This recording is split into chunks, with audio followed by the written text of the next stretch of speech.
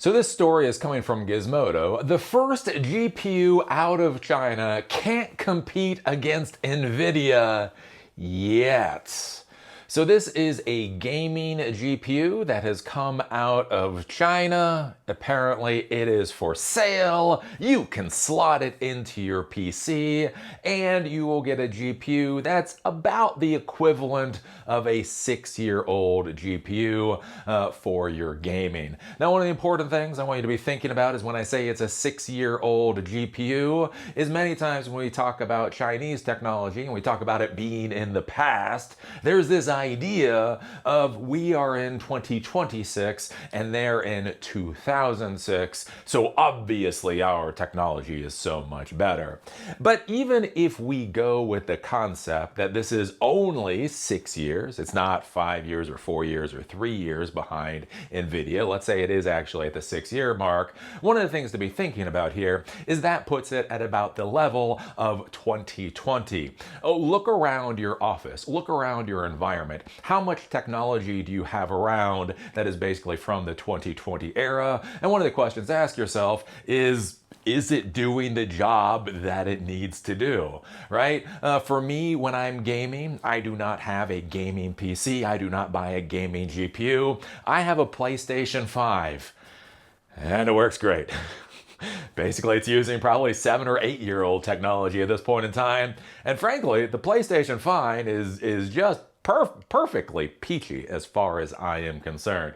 So one of the things to be thinking about this and the whole US versus China, AI war or whatever, is one of the things to consider is basically how relevant to actually producing valuable outputs is how far they are behind us with their particular technology. By being 6 years behind, is that really basically as bad as it sounds like it is? The other thing to be thinking about too is that right now with this whole AI disaster going on in the United States, the whole AI fraud bubble that I talk about, one of the big issues is that the American companies and really the Taiwanese, let's be honest, the Taiwanese hardware companies produce much better equipment than China does.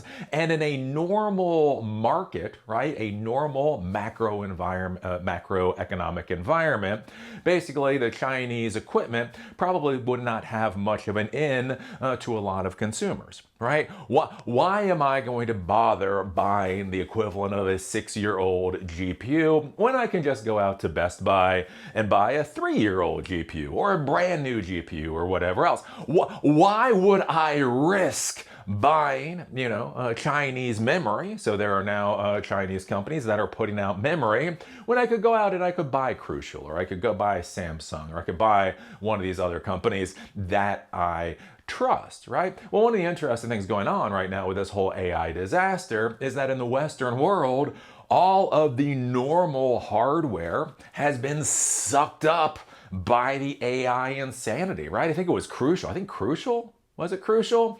One of these memory companies literally got out of consumer memory simply because the AI hyperscalers were buying so much of their stock and paying such a premium for their stock, they just decided it was not worth dealing with normies anymore. They're going to go off and deal with the AI folks, right? That's one of the things we've heard from NVIDIA, right? NVIDIA got built off of the gaming community.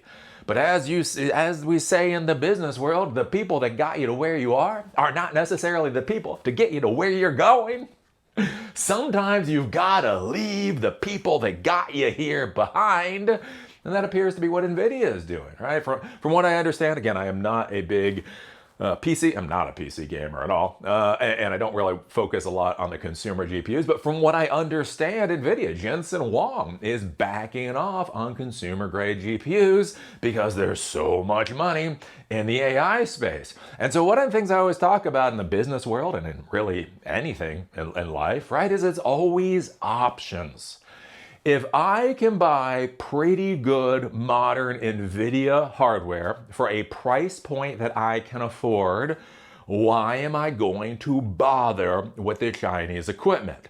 in a normal macroeconomic environment, right? The Chinese equipment simply would not be competitive. And so the problem for the Chinese companies is, how do they get revenue? How do they get profit? And many times those companies would fail. But here's the thing.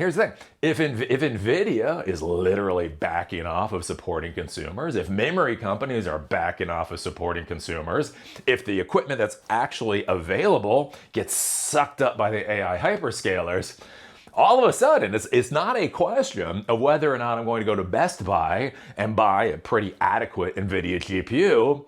Basically, it comes down to, I'm going to buy the GPU that I can actually get my hands on.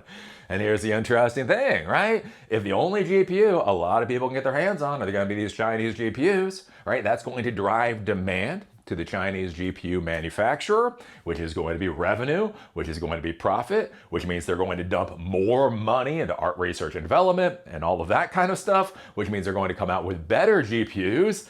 NVIDIA seems to be on this insane track, right? The AI bubble, I guarantee, I put $5 on the table that the AI bubble will explode. I'm not going to put $5 on the table to tell you when it will explode, right? The AI bubble will explode. But it might be a year from now, might be 2 years from now, might be 2030. Like, realistically, insanity can last far longer than it should. What was that one quote? Like market, what is it they say? Like market insanity can outlast your solvency. I think that's one of the things they talk about with one of these old economic people talking about. So one of the things to think about, like, we may be going through this AI disaster for years. And so think about this. You have a Chinese company, they put out their first product that's 6 years behind. Why does anybody buy it? Because it's the only damn thing they can get their hands on. They make more revenue, they might make more profit, they dump more money into research and development and focusing on building a better product. And then next year they come out with a product that's 3 years behind.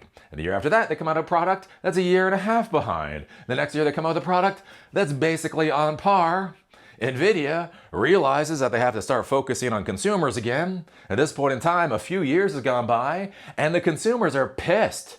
Hey, Jensen Huang, you don't like us? You don't like the people that allowed your company to succeed? You don't like the customers that got you to the place that you could get on the AI hype cycle? F you, Jensen Huang. We're going to go buy from a Chinese company that actually wants our money. And they get to 2030, and as I say, that is the year China wins the AI war. Because Americans are just so dumb. We're just so dumb.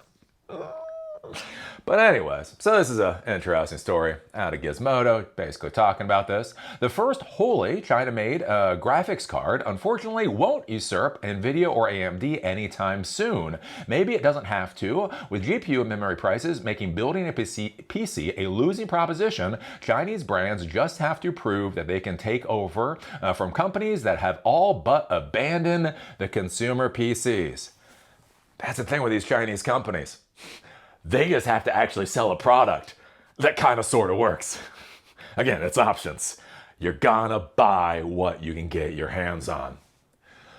We come down here, Chinese technology company, Lisuan Tech's first GPU, the LX7G100, is made entirely without NVIDIA or AMD's GPU microarchitecture. The company claimed on Chinese social media it already sold out of its original stock of 30,000 GPUs. Reviewers started slotting them into PC rigs last week to determine just how capable it truly is, and the results are in. Equivalent to just under $500 in Chinese yuan, the LX7G100 competes with low to mid-range GPUs like the NVIDIA GeForce RTX 5060 Ti or an AMD Radeon RX 9060 XT. The GPU runs on 12 gigs of VRAM. YouTuber, Chakwonk, offered benchmark comparisons between the China-made card and other major GPUs in the same family. In tests like 3D Mark's Firestrike, the LX7G100 hit scores around or just under an NVIDIA RTX 3060, a 6-year-old GPU. So again, you look at it and it hits about the mark of a 6-year-old GPU, but you're playing Fortnite. Does it really matter?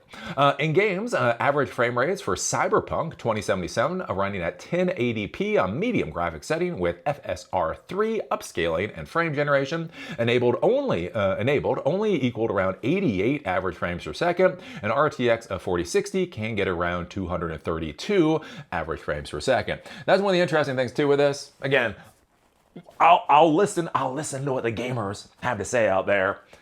But I can say, look, I'm almost 50. Again, I am months away from being 50. Dude, once you get above 60 frames per second, I don't care. Again, I play PlayStation 5.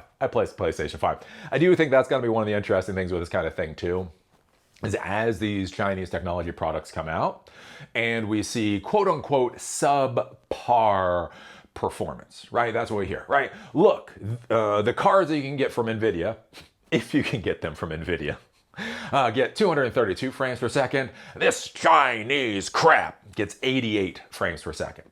But one of the questions to ask, realistically, is that intolerable? Right? So many times in the technology world, when you're buying or you're speccing out products, right, you can see the competitive landscape and you can see all these numbers.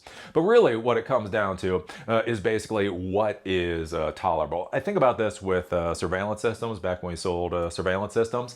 So back in the day when you're dealing with surveillance systems, 30 frames per second for digital surveillance systems was basically where everything was pretty smooth. When you could actually watch a video and everything was pretty smooth. Once it got below 15 frames per second, that's when things started getting a little bit chunky. But one of the things is when you're deploying a digital surveillance system, there's a whole bunch of stuff you have to think about, right? The cost of the cameras themselves, the cost of the DVR, the actual server, things like storage. Again, back when I was selling these things, the largest hard drives around were about a terabyte for a hard drive. And so 30 frames per second eats up more storage than 15 frames per second. So we had one like warehouse company, a shipping company, and so they wanted to be able to store like 6 months worth of contiguous video. There are some specific reasons for that. And the thing is, if we had put it at 30 frames per second, it would have just eaten through the hard drive too quickly, right? Even at 15 frames per second, that would have gotten us to like 4 months on the terabyte drive. And so what you would do is you would kind of notch it down and see where things got too bad. And so what we found, I think for that particular client, is if you got it down to about 10 frames per second, you still had a relatively smooth video feed that gave that owner the information that they needed. Plus you could, fit 6 months into a 1 terabyte drive. And so that's what we went for, right? So it was not optimal. Like we would have preferred to do 30 frames per second, but at the end of the day, again, I think it was like 10 frames per second is what we set everything up on. And so one of the things to be thinking about, especially for gamers out there, is 88 frames per second intolerable, right? If you give a gamer 12 frames per second, it's not going to work. No, they're just not going to do it. It's not worth the time, not worth the money, whatever else. Right? You get a 60 frames per second, 70 frames per second, 80 frames per second. Is it theoretically as good as the NVIDIA card? No. But is it good enough? And is it something that you can actually get your hands on? That's what I think a lot of people are going to be thinking about.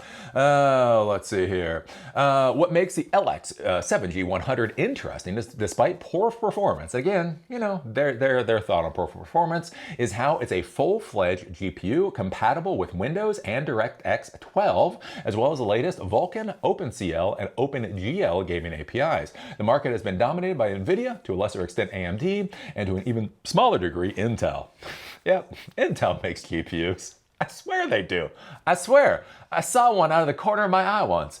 PC builders are desperate for some company to produce a single ray of hope for affordable PC components. The market for RAM and SSDs is dominated by South Korea-based semiconductor companies Samsung and SK Hynix, as well as US-based Micron. Each company has completely tuned their business to making high bandwidth memory needed for AI data centers and hyperscaling projects. And basically they go into the whole thing where this is an opening for the Chinese market, Chinese companies to go after the consumer market. And again, it makes a lot of sense, right? The big like when you hear about the sales proposition, when you hear the sales pitch from China and from the United States on why should I buy your AI stack? Right? America comes in loud and proud with our big orange hair. And we say, we have the best AI stack. You want 5,000 frames per second. You want 1,000,000 tokens per second. You want to be able to, I don't know, do whatever. We have the best stack. And then you know what China does? China comes in and says, we can sell it to you now. You're like, what? It's like, yeah, well, here's the thing. They might have the best stack, but you're going to have to go through bureaucracy, and you're going to have to go through hoops, and you're going to have to go through shortages, and the companies don't actually give a damn about you, and the country doesn't actually give a damn about you, and at any point in time, all of your plans can go to hell because somebody in that country over there had a nightmare last night. Whereas if you buy the Chinese AI stack, and you say, I want to buy that, China says, how many? Again, at the end of the day, one of those is a better sales pitch than the other. And I think this is going to be interesting, especially with the US, how for branding purposes, like brand identity, how this is really going to bite all of us in the ass. The whole idea that all of the companies and our country feel that we are so exceptional, feel that we are so superior, that we do not give a crap about the people that actually purchase the products to get our country and our companies to where they are today, right? Again, the gamers are being thrown in the trash can. Normal users are being thrown in the trash can. Very obviously, very snidely, very derisively, right? And so you have these Chinese companies come out and they're like, hey, my friend, how many would you like to buy? Right? Who are you going to want to buy from at the end of the day? Again, 2030 past. So anyways, so what do you think about this? What do you think about China coming out with an actual gaming GPU that apparently you can purchase, slap into your PC, and get, performance circa 2020? What is worse, getting performance circa 2020 or waiting for 3 years for the backlog to clear before you can actually get an NVIDIA graphics card? I don't know. What are your thoughts down below? If you like these episodes, do remember they are on Spotify and on Apple Podcasts. Link is in the doobly-doo. If you want to follow me on LinkedIn, there's a link down there too. With that, see y'all later.